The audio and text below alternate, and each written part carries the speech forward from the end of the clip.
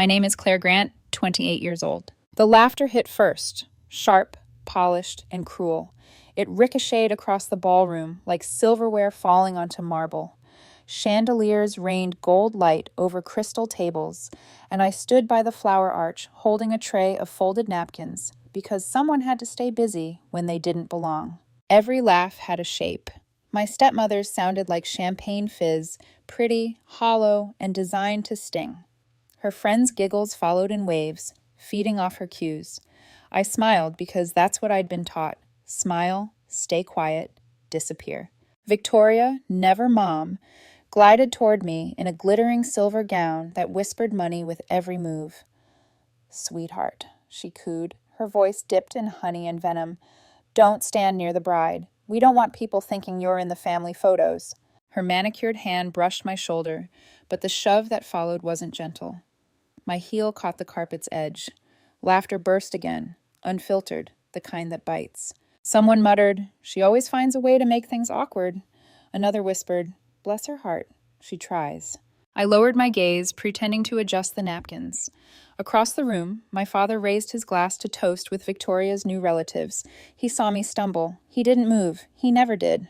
The bride, my cousin, looked perfect in lace and light. She didn't notice me either. Why would she? I was a smudge on her fairy tale. The air smelled of roses and power, and I had neither. I told myself to breathe, to survive the next few hours, to keep my head down like always. But something inside me shifted that night.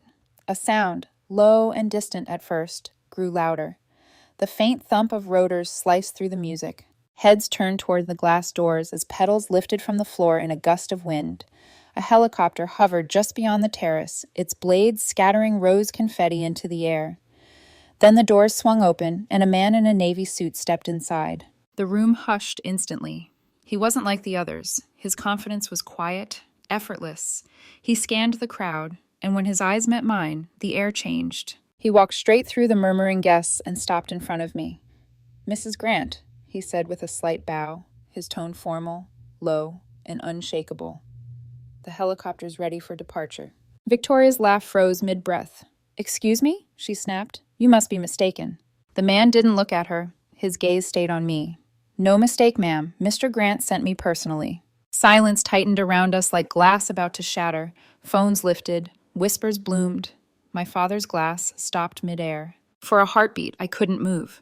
The world tilted, half real, half dream. Then I drew a slow breath, straightened my dress, and stepped forward. Victoria blocked me, her painted smile trembling. "What kind of joke is this, Claire?" she hissed. "The kind," I said softly, "that finally ends yours." The man extended his hand. I took it. The crowd parted like water.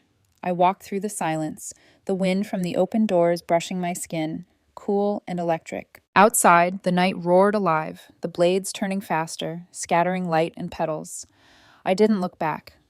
After years of humiliation and silence, I finally had nothing left to lose. The door of the helicopter closed behind me with a clean metallic click, like a chapter ending. The man in the navy suit adjusted his headset. "Mr. Grant wanted me to make sure you arrive safely, ma'am," he said. "He's waiting at the downtown office. Said you'd understand what this means." I gripped the seat, my pulse still racing. The city below glowed like molten gold, rivers of light threading through black. For years, I'd watched those same lights from a tiny apartment window, wondering if life would ever stop punishing me.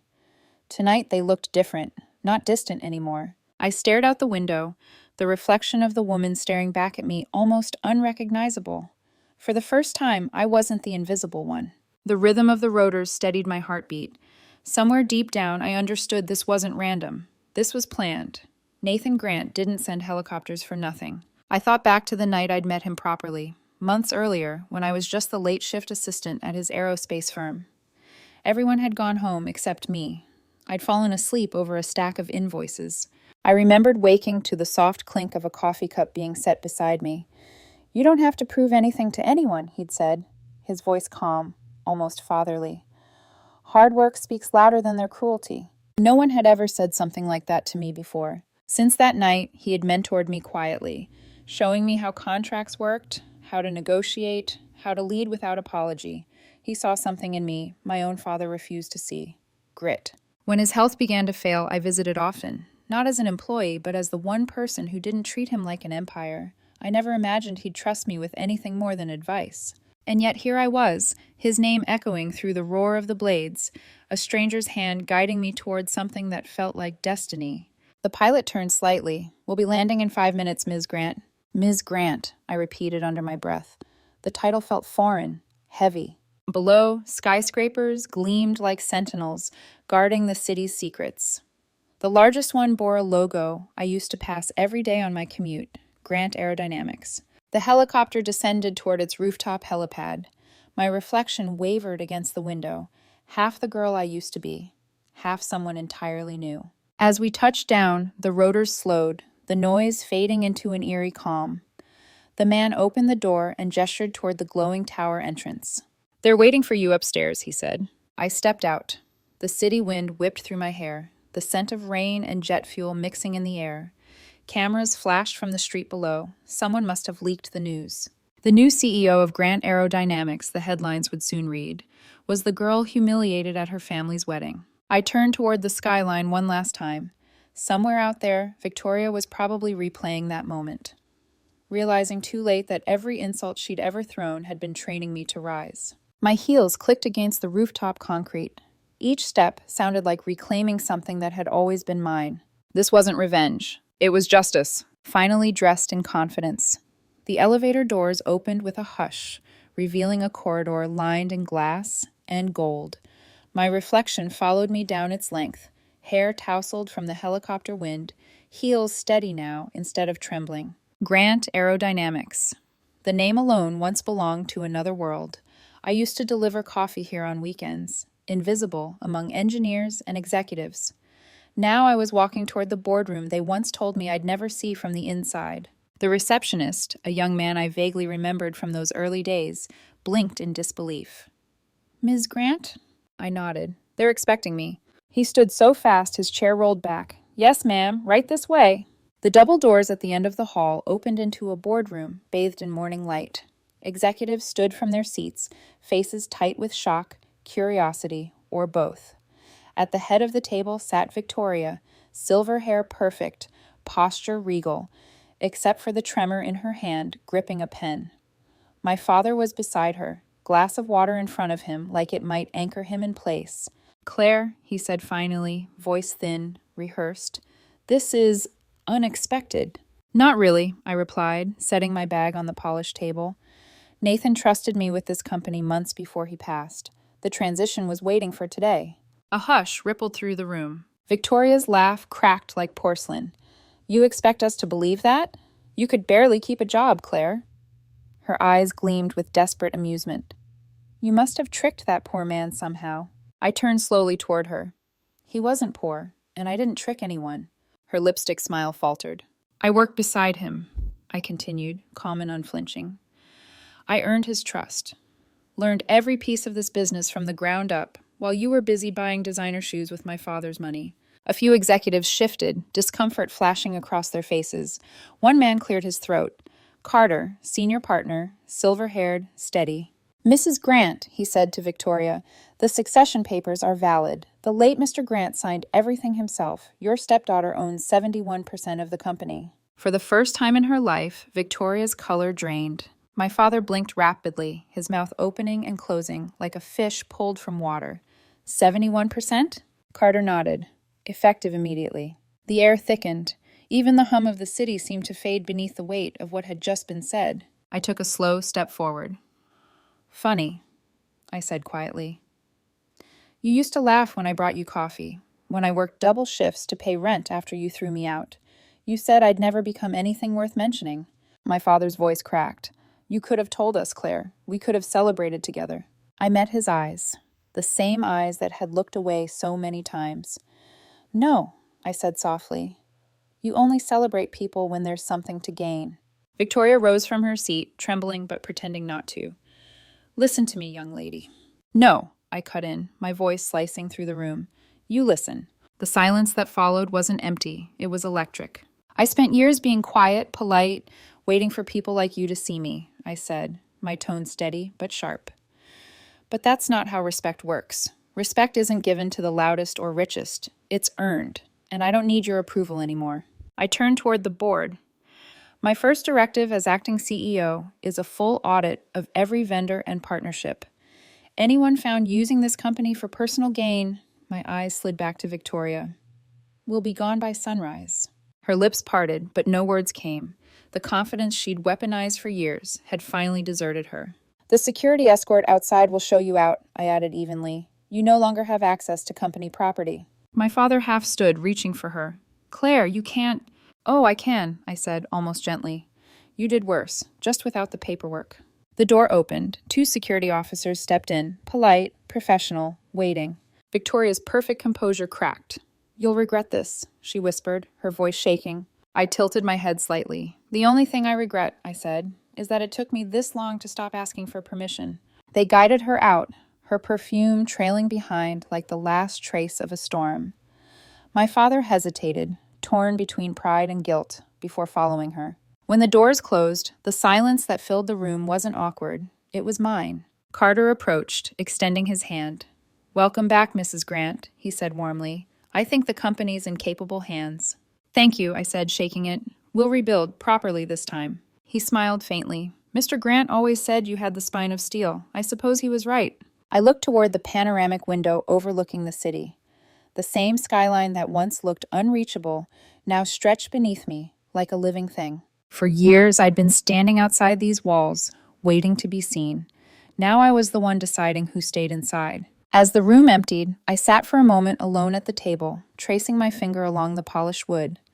The same surface where Nathan once explained the company's foundation, ethics before ego, integrity before image. He told me once, legacy isn't about who remembers your name, it's about who you leave standing when you're gone.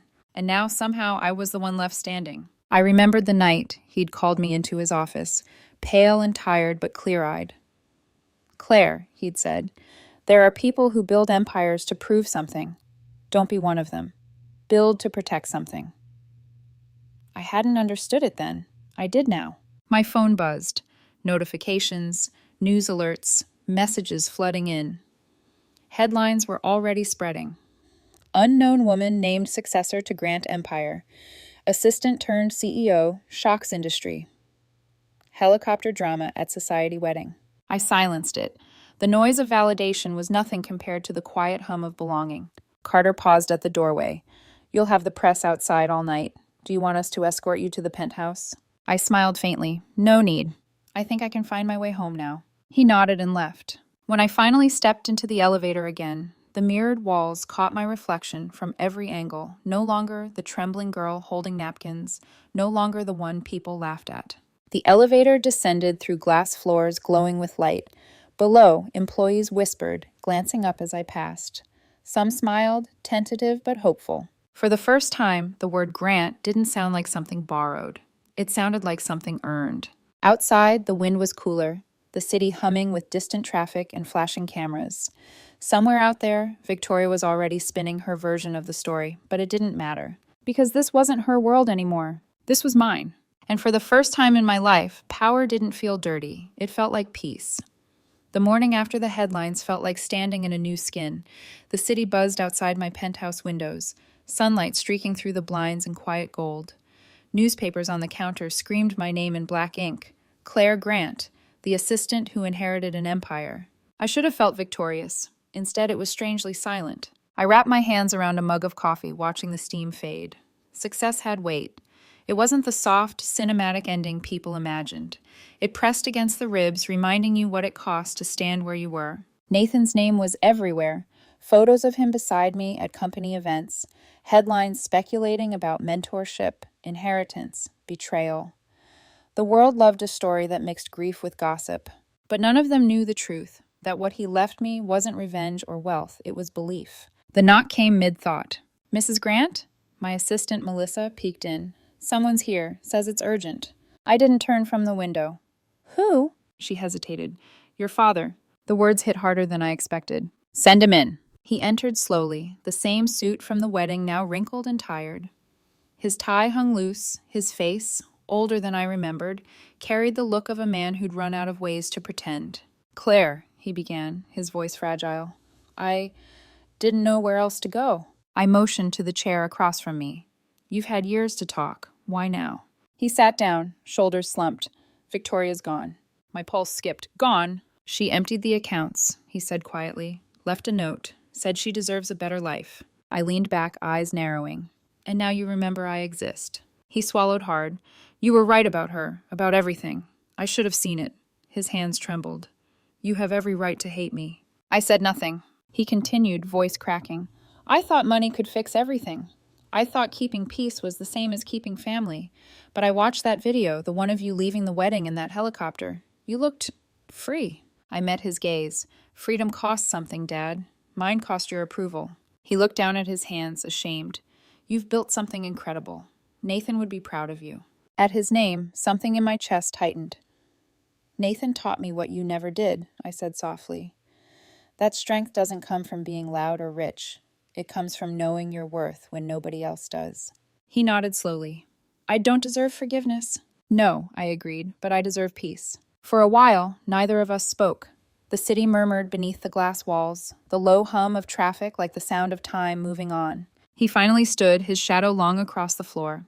I'm sorry, Claire, he said. I know. He left quietly. No dramatics, no tears. Just the quiet resignation of a man realizing what silence had cost him. When the door closed, I let out a breath I hadn't realized I'd been holding. The air felt different, lighter, but lonelier. Melissa appeared again, holding a folder of documents. Reporters want a statement about your family, she said softly. I shook my head. No, let them guess. She nodded and left, leaving me alone again with the morning light. Across the skyline, the same ballroom where I'd been humiliated glittered in the distance. I could almost hear the laughter again, the sting of it, the way it burrowed under my skin. But now it sounded far away, like a storm on the other side of the world. I thought of that girl in the borrowed dress holding napkins, pretending not to hear the whispers. And then I thought of the woman standing here now, steady, unshaken, untouchable. It wasn't luck, it wasn't revenge, it was resilience. My phone buzzed. A message flashed on the screen from an unknown number. I'm proud of you. NG. For a moment, the room blurred. Nathan. My breath caught, a single tear falling before I could stop it. Maybe it was an automated message, maybe scheduled before he passed. Or maybe it was something else, a reminder, from wherever he was, that he'd seen this moment coming. I could almost hear his voice again, calm and steady. When the right people finally see your light, don't hide it. Let it blind the ones who tried to dim it. The words echoed, soft but fierce. That evening, as the sun melted into the skyline, I went up to the rooftop helipad. The wind was cooler now, the same rhythmic hum of rotor blades somewhere in the distance. No crowd this time, no laughter, no humiliation. Just peace. I closed my eyes and whispered to myself, never again. Never again would I shrink to fit their comfort. Never again would I measure worth by anyone's silence. The city stretched beneath me, alive, pulsing, endless. The same city that once ignored me now carried my name in its headlines, its whispers, its air. The helicopter rose from the edge of the roof, its blades cutting through twilight. I didn't climb aboard this time. I just watched it ascend, its lights gliding into the amber sky like a promise kept. Because freedom, I realized, isn't the moment you win. It's the moment you stop needing to. I turned back towards the glass doors, my reflection catching in the fading light. Not the forgotten girl, not the unwanted stepdaughter. Just me, Clare Grant, finally whole. And somewhere out there, I knew Victoria was replaying that moment at the wedding. The laughter, the shove, the man in the navy suit, realizing too late that every cruelty she'd thrown at me had built the woman she could never become. The sun dipped below the skyline. The last light touched the tower's edge, turning its glass gold. I whispered, "Thank you, Nathan." Then I smiled, walking back inside. Because in the end, I didn't need to stand near the bride. I became the woman they'd never forget.